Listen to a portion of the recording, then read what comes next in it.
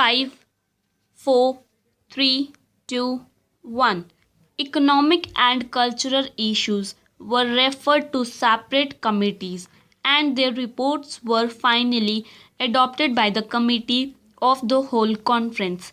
This committee also dealt with the remainder of the agenda, including the main political issues.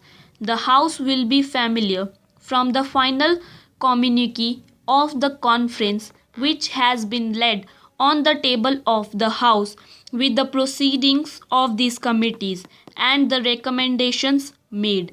It is, however, relevant to draw attention to their main characteristics. These recommendations wisely avoided any provision for setting up additional machinery of international cooperation, but on the other hand sought to rely on existing international machinery in part and for the rest on such decisions as individual governments may by contact and negotiation find it possible to make.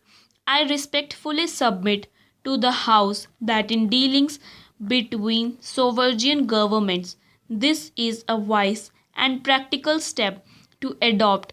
It is important further to note that all delegations without exception realized the importance of both economic and cultural relations.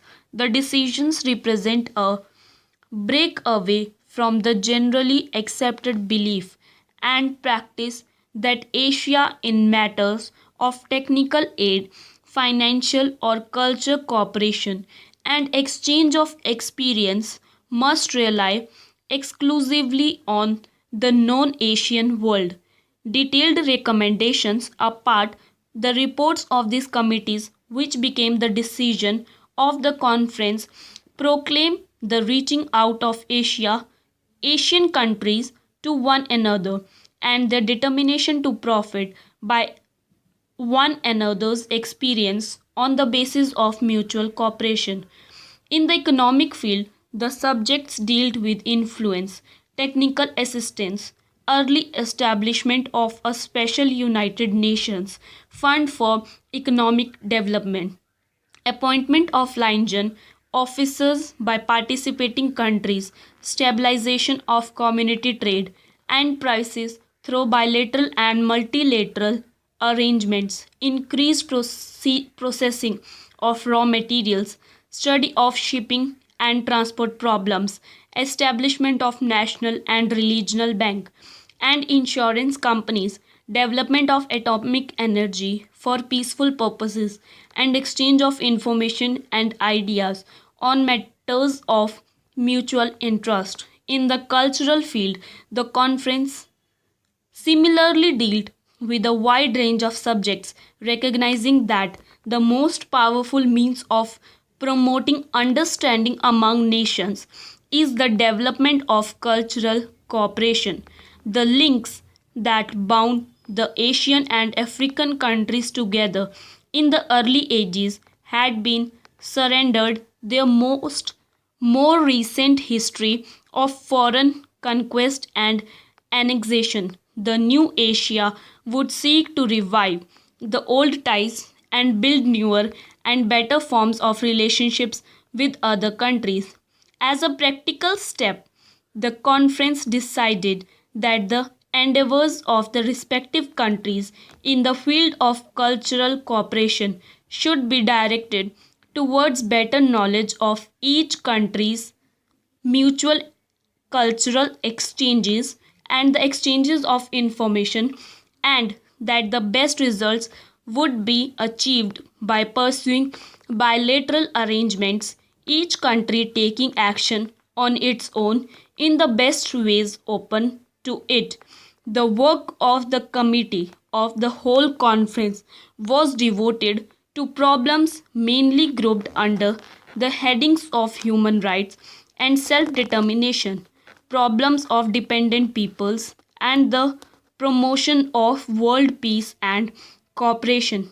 Under each head were grouped a large number of specific problems in the consideration of human rights and self determination. Specific problems such as racial discrimination and segregation were considered. Special consideration was given to the Union of South Africa and position of people of Indian and Pakistani origin in that country, as well as to the problem of Palestine in its relation to the world peace, human rights, and the plight of the refugees. The problem of the dependent peoples or colonism was the subject which at once created both pronounced agreement and disagreement in the condemnation of colonism in its well understood sense, namely the rule of one people by another, with its attendant evils. The conference was at one. It affirmed its support of those still struggling to attain their independence and called upon the powers concerned to grant them independence. Special attention was paid to the problem of Morocco, Tunisia, and Algeria, as well as to the West Iran, Aden, which is a British protectorate and is in a different category, also came in for consideration. There was, however, another and different view in the conference which sought to bring under colonism and to include in these above affirmation the alleged conditions in some countries which are sovereign nations. Some of these are members of the United Nations and all of them are independent in terms of international law and practice. They have diplomatic relations with ourselves and other countries of the world, including the big powers. It appeared to us that, irrespective of whatever views may be held in regard to the conditions prevailing in these countries or of relationships that may exist between the Soviet Union and them, they could in no way be called colonies, nor could their alleged problems come under the classification of colonism.